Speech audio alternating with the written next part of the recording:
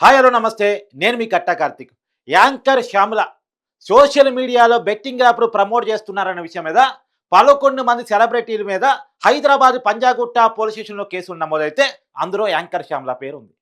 Anchor Shyamala ఈ మధ్య YCP పార్టీలో పార్టీ అధికార ప్రతినిధిగా చాలా యాక్టివ్‌గా ఉన్నారన్న విషయం మీ అందరూ చూస్తా ఉన్నారు. వైసీపీలో కీలక పదవుల్లో ఏమున్నారు. అయితే ఈ యాంకర్ శ్యామలకి బెట్టింగ్ యాప్‌లు ప్రమోట్ చేయాల్సిన అవసరం ఎందుకొచ్చింది? అసలు ఆ బెట్టింగ్ యాప్‌లు ఎవరివి? ఈమె చరిత్ర ఏంటి అనేది మనం మాట్లాడుకునే ప్రయత్నం చేద్దాం. యాంకర్ శ్యామల బ్యాక్‌గ్రౌండ్ ఏంటి? ఎందుకు బెట్టింగ్ యాప్‌లు ప్రమోట్ చేసింది? అనేది పరిశీలించినప్పుడు మన యాంకర్ శ్యామల 1989 నవంబర్ 5న ఒక సనాతన బ్రాహ్మణ కుటుంబంలో కాకినాడలో పుట్టింది. తండ్రి పేరు రామకృష్ణ, తల్లి పేరు సుజాతమ్మ. సనాతన బ్రాహ్మణ కుటుంబంలో పుట్టినటువంటి ఈవిడ ఇవాళ బెట్టింగ్ యాప్‌లు ప్రమోట్ చేస్తుంది. సరే, ఏదేమైనా ఆమె పుట్టిన తర్వాత అనారోగ్య కారణాలతో రామకృష్ణ ఆమె తండ్రి చనిపోవడం జరిగింది. తర్వాత ఈమె బాధ్యత మొత్తం కూడా వాళ్ళమ్మ సుజాతమ్మ మీదే పడింది. వాళ్ళమ్మ ఆయాగా పనిచేస్తూ ఈమెను చదివించేది. అంటే ఏ రకమైనటువంటి పేదరికంలో వీళ్ళు బతికారు చూడండి. ఆయాగా పనిచేస్తూ ఈమెను చదివించేది శ్యామలాని. మరి చదువుకుందా? చదువు అబ్బలేదు.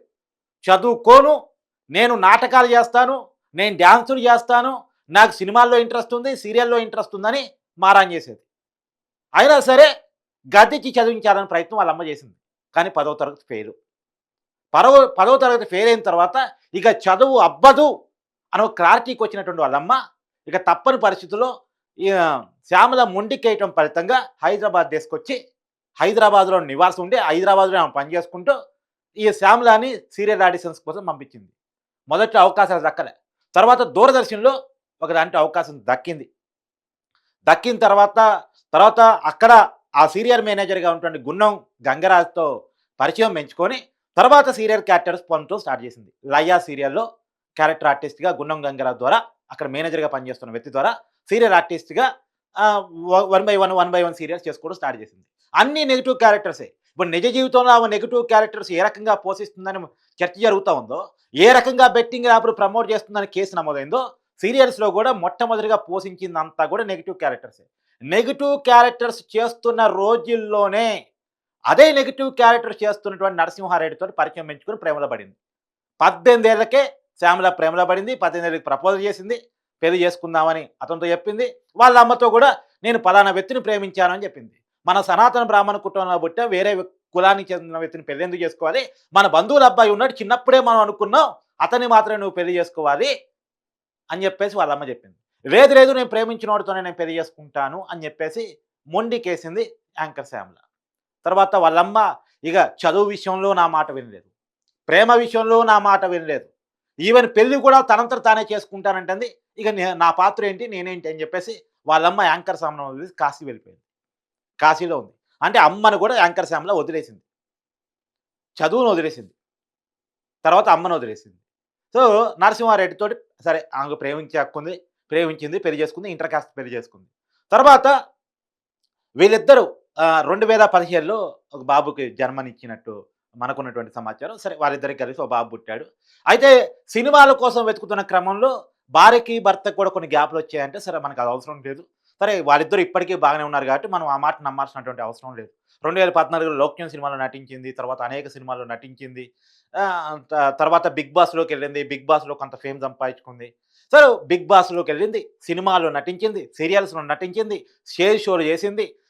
తర్వాత అదే సినిమాలో ప్రీ రిలీజ్ ఈవెంట్లు చేసింది.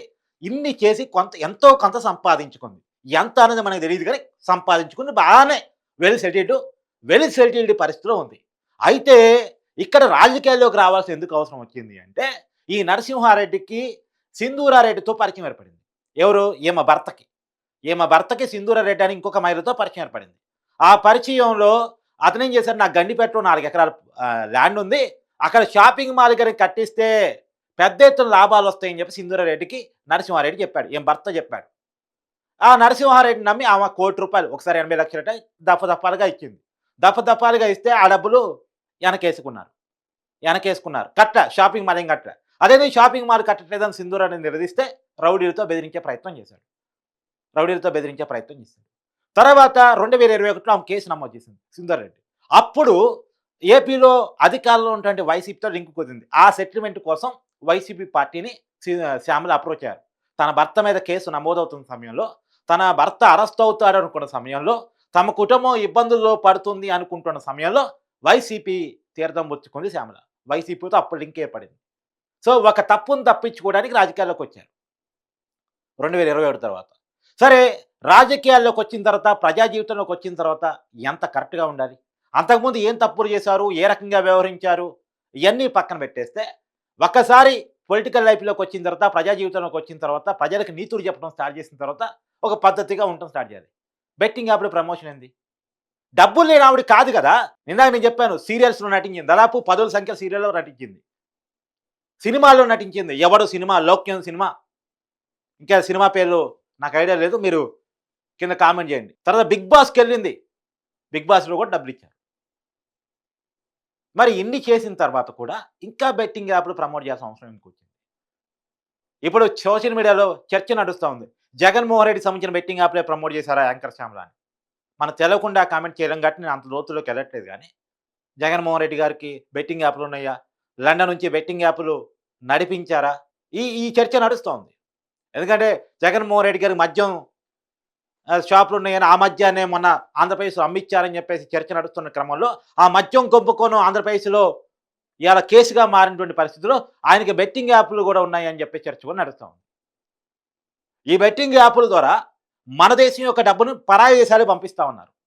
మన ప్రజలని రోడ్డుకీడ్చి, మన ప్రజలని చావుకి చేరవేసి, వీళ్ళు మాత్రం బాగుపడుతూ, మన దేశం యొక్క డబ్బు, మన ప్రజల యొక్క డబ్బుని బయట దేశాలకు పంపిస్తా ఉన్నారు. దానికి యాంకర్ శ్యామల ఉపయోగపడింది. మరి యాంకర్ శ్యామల మీద ఎలాంటి కేసులు పెట్టాలి? కేవలం ఐటీ యాక్ట్ కేసులు పెడితే సరిపోతుందా? వీళ్ళు ప్రమోట్ చేసేటువంటి బెట్టింగ్ యాప్‌లకి అమ్మ, అబ్బాయి ఎవడో వీళ్ళకి తెలుసా అసలు? కర్మకర్త ఎవరో వీళ్ళకి తెలుసా అసలు? అయి మనం ప్రజలకి కన్వే చేస్తే, ప్రజలు వాటిని ఆడితే వాళ్ళు రోడ్డు పాలవుతారు అన్నదొకటే చర్చిస్తున్నారు గానీ, రోడ్డు పాలు కావటం గాదు. వాళ్ళ చేతిలో నుంచి డబ్బు ఇంకెక్కడికి పోతుందో తెలుసా యాంకర్ శ్యామలకి? ఆయన సనాతన బ్రాహ్మణ కుటుంబంలో పుట్టి, సనాతన సాంప్రదాయాలకి విలువివ్వాల్సినటువంటి ఈమెడ, ఎవడో పరాయి దేశవాడు తయారు చేసినటువంటి బెట్టింగ్ యాప్‌లు ప్రమోట్ చేసే అవసరం ఏంది? డబ్బు మాత్రమే ముఖ్యమా? డబ్బు తప్ప ఏ విలువలు ఉండవా? ఏ విలువలు పాటించిన ఈవిడ ప్రెస్ మీట్ పెట్టి రాజకీయాల గురించి, ప్రభుత్వం గురించి, నాయకుల గురించి మాట్లాడతారా? వాళ్ళు చెప్పేది మనం వినాలిప్పుడిక. యాంకర్ శ్యామల ప్రెస్ మీట్ పెట్టి పవన్ కళ్యాణ్‌ని, చంద్రబాబు నాయుడిని ప్రశ్నిస్తే మనం వినాలిక. సరే ప్రశ్నించు. నీకు హక్కు ఉంది. ఆంధ్రప్రదేశ్ పౌరురాలిగా నీకు హక్కు ఉంది. కానీ నువ్వు చేసిన పనేంటి? నువ్వు చేసిన పని ఎంత దుర్మార్గమైన పని, ఎంత నీచమైన పని. ఇయాల దానికి యాంకర్ శ్యామల సమాధానం చెప్పాలి. ఆమె మీద కేసు నమోదైంది. అరెస్టు కూడా జరిగిద్దనేటువంటి ప్రచారం నడుస్తా ఉంది. 1989లో కాకినాడలో పుట్టినటువంటి యాంకర్ శ్యామల ఇయాల హైదరాబాదు చంచలగూడ జైలుకి వెళ్తారనేటువంటి ప్రచారం మాత్రం పెద్ద ఎత్తున నడుస్తా ఉంది. మరి చూడాలి పోలీసులు ఎలాంటి యాక్షన్ తీసుకుంటారు ఏంటని.